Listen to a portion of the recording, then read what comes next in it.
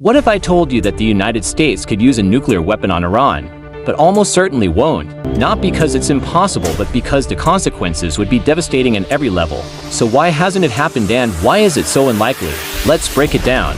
Nuclear weapons are not like missiles or bombs used in regular wars. They are weapons of mass destruction that can wipe out entire cities in seconds. The last time nuclear weapons were used in war was during World War II in 1945. Since then, the world has treated nuclear weapons as a last resort, not a first option. Using one today would immediately shock the entire world.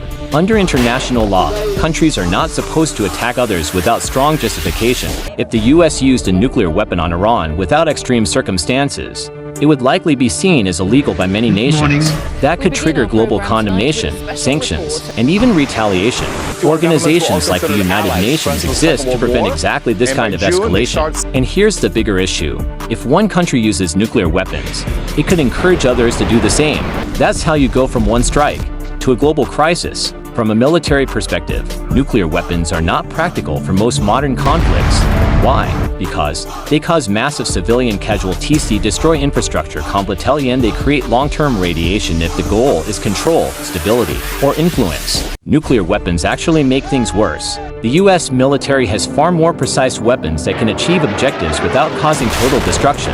Here's where things get really dangerous. Iran has allies and connections in the region.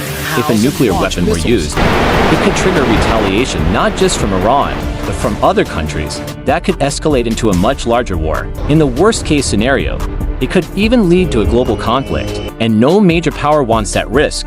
So the real answer is this. It's not that the US can't use a nuclear weapon on Iran. It's that doing so would bring massive legal, political, and human consequences. In today's world, nuclear weapons are less about fighting wars and more about preventing them. If you found this interesting, follow for more breakdowns of global topics made simple.